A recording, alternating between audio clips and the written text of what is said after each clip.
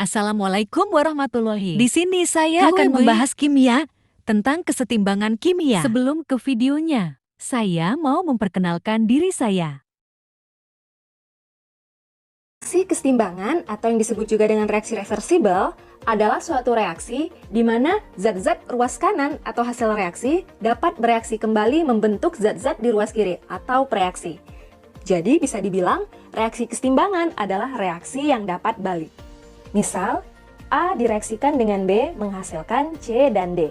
Nah, C dan D-nya ini akan bereaksi kembali menghasilkan A dan B. Jadi, salah satu ciri reaksi kesetimbangan ditandai dengan tanda seperti ini. Kemudian, reaksi dikatakan setimbang apabila laju reaksi ke kanan atau ke produk itu sama dengan laju reaksi ke kiri atau ke reaktan. Jadi, jika kecepatan A dan B menjadi C dan D disebut dengan V1, lalu kecepatan C dan D menjadi A dan B disebut dengan V2, lalu V1 sama dengan V2, maka keadaan inilah yang disebut dengan keadaan setimbang. Jadi, dapat disimpulkan, pada keadaan setimbang, reaksi dapat berlangsung ke kedua arah dengan kecepatan yang sama, disebut juga dengan kesetimbangan dinamis. Kemudian, konsentrasi zat-zat tidak lagi berubah. Ditinjau dari fasa zat yang terlibat dalam reaksi kesetimbangan terbagi menjadi dua jenis. Yang pertama adalah reaksi kesetimbangan homogen, yang kedua reaksi kesetimbangan heterogen. Dikatakan reaksi kesetimbangan homogen apabila semua zat memiliki fasa yang sama. Sebaliknya, untuk reaksi kesetimbangan heterogen, zat-zat memiliki fasa yang berbeda. Contoh untuk reaksi kesetimbangan homogen adalah N2 ditambah 3H2, reaksi bolak-balik 2NH3. Nah, semua fasa zat ini adalah gas. N2 gas, H2 gas, dan NH3 gas. Kemudian untuk contoh reaksi kesetimbangan heterogen adalah CaCO3, reaksi bolak-balik CaO tambah CO2.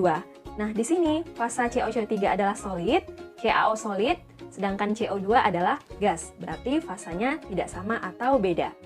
Oke adik-adik, jelas ya? Sekarang kita lanjut membahas tetapan kesetimbangan berdasarkan konsentrasi atau yang disebut juga dengan Kc. Tetapan kesetimbangan berdasarkan konsentrasi atau Kc menunjukkan perbandingan komposisi hasil reaksi dan pereaksi pada keadaan setimbang pada suhu tertentu.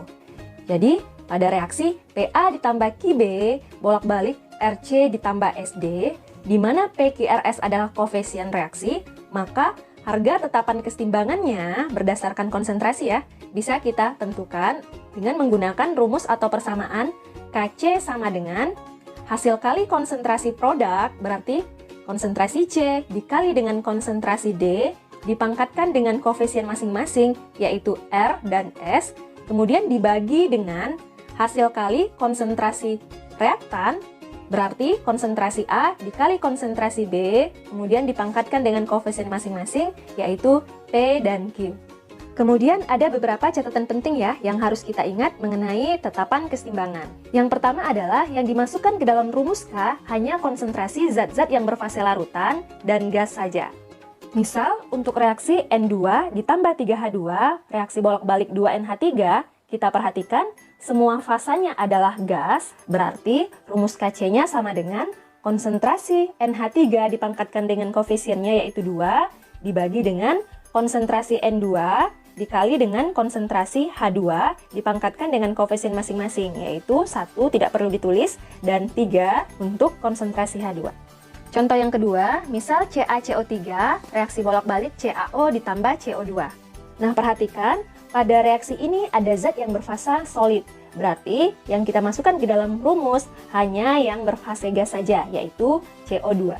Jadi, Kc sama dengan konsentrasi CO2 pangkat koefisiennya. Koefisiennya adalah 1, jadi tidak perlu ditulis. Ini contoh 1, ini contoh 2, ini Kc untuk contoh 1, dan ini Kc untuk contoh 2. Oke, jelas ya? Lanjut, catatan penting yang kedua adalah jika K besar dari 1, nah ini artinya hasil yang terbentuk lebih banyak dari reaksi yang sisa. Misal kita gambarkan seperti ini, yang horizontal adalah nilai waktu, kemudian yang vertikal adalah nilai konsentrasi. Nah, ingat, yang awalnya tidak ada, kemudian bertambah konsentrasinya berarti hasil reaksi.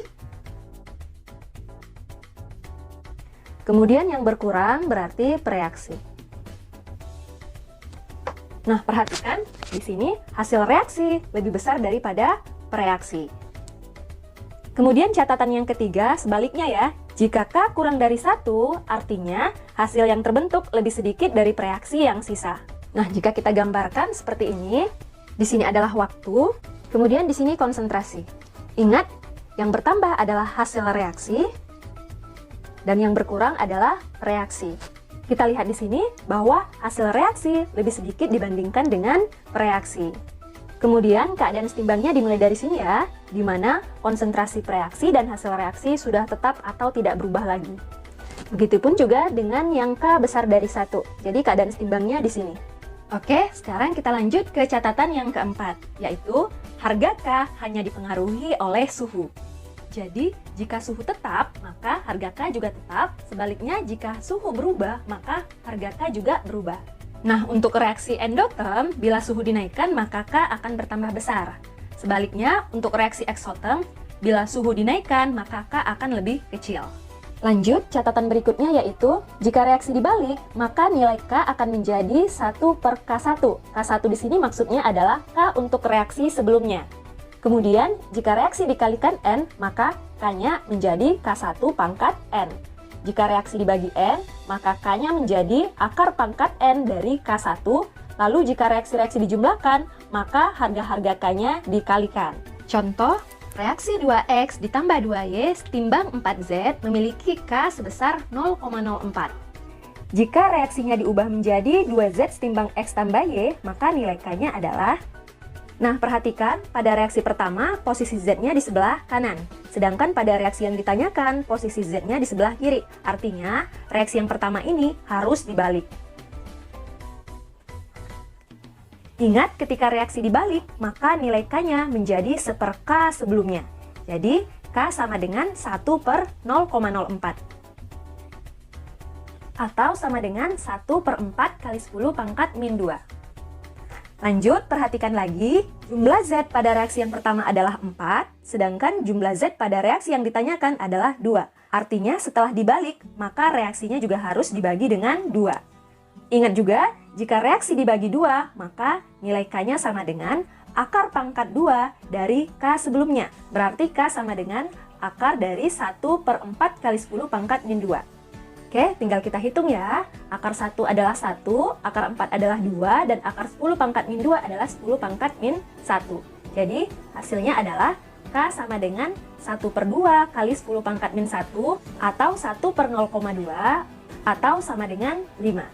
Jadi, nilai K untuk reaksi 2Z simbang X tambah Y adalah 5. Oke adik-adik, sekian dulu untuk video kali ini ya. Semoga paham dengan penjelasan kakak. Terima kasih. Wassalamualaikum warahmatullahi wabarakatuh.